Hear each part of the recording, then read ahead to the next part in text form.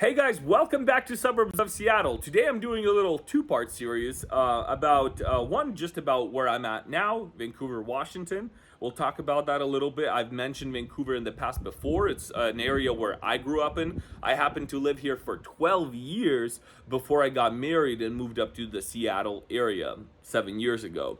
So Vancouver is very near and dear to my heart, and I'd like to give you a little tour of it today and kind of show you around the area, show you around the downtown waterfront area specifically.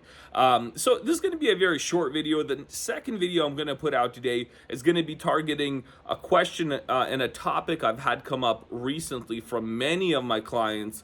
And the second video of today will be talking about Airbnbs. But right now, it's going to be about Vancouver waterfronts.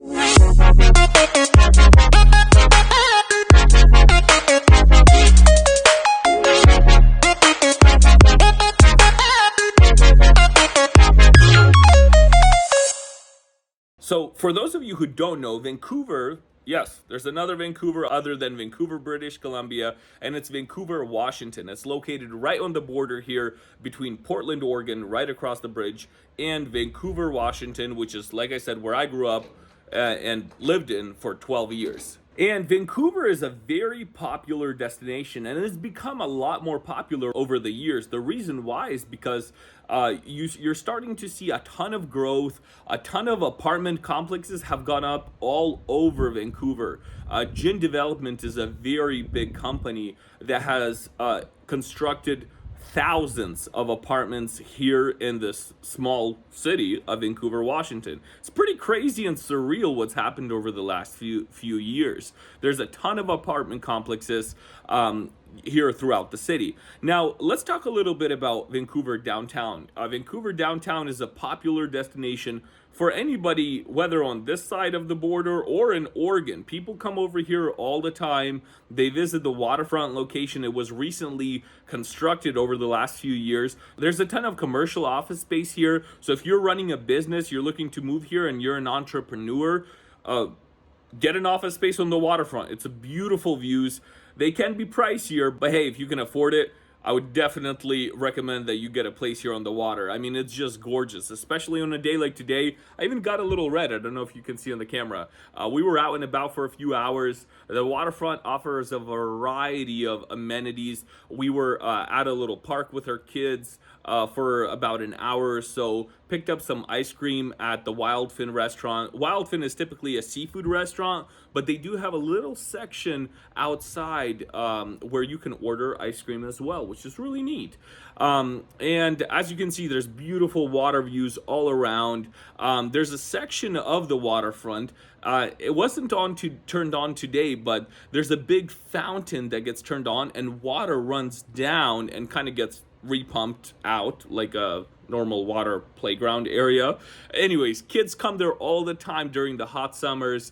Parents get a chance to sit on the benches, enjoy the views, watch the kids play. Kind of sucks that it wasn't turned on today. Honestly, I wouldn't have mind dipping in because it was fairly hot today. It was I think in the 70s, 72, 73. So, well, it's hot for our area here. You know, if you're in Arizona watching this, you're like 70, that's nothing. You know, I'm cooking eggs outside on 120-degree asphalt, right? So I get it. But, you know, for us, it's a nice change of pace because we do get, even down here in Vancouver, same thing like Seattle, more of the gloomier, cloudier weather, rain here and there. But, you know, with the sun coming out this last week, everybody's out and about. There was a ton of people there, a ton. Also, in the older part of downtown, there was a farmer's market, which I happened to not record, so I'm sorry for that. But I got to tell you, there were cars everywhere. And one of the nice things that I love about the waterfront location specifically is there's a ton of parking. We came, there were a ton of people and a ton of parking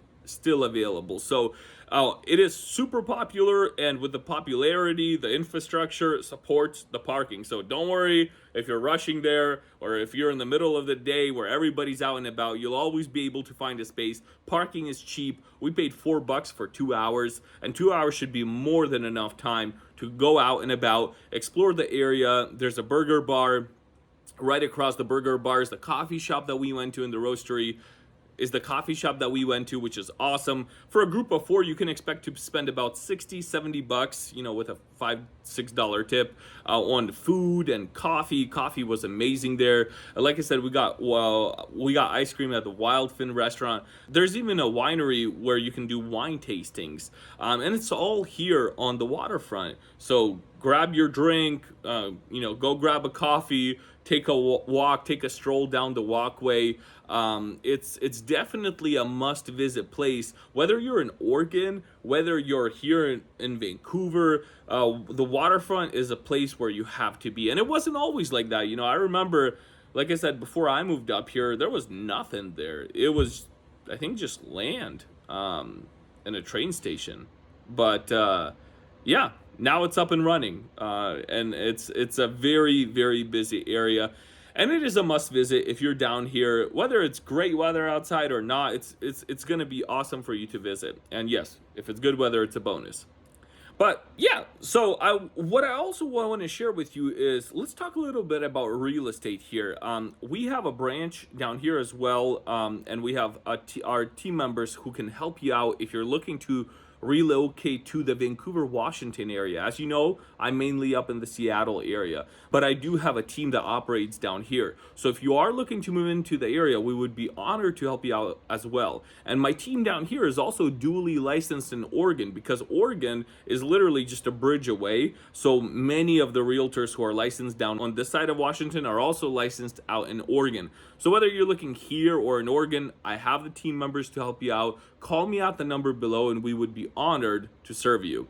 Now, let's talk a little bit about real estate. Real estate in Vancouver is very similar to the northwestern part of Washington where I live, up in the Renton area. You know, for a new construction home, you can expect to spend a good $600,000 easily, you know, for a new construction home. Even some resales, kind of depending on the area that you live. You know, $600,000 is a good budget for you to expect to spend on a home, and it can go up from there. I mean, shoot, if you're out in Camas, 10 miles away, which it's a nicer area, more luxury, better views, Camas can run in the millions, in some parts of it. But if you're here in the Vancouver area, like I said, expect to spend about $600,000, $700,000. You can find smaller homes also for the $550,000 range, but you know, that's kind of the budget that you should expect if you're looking to move down here.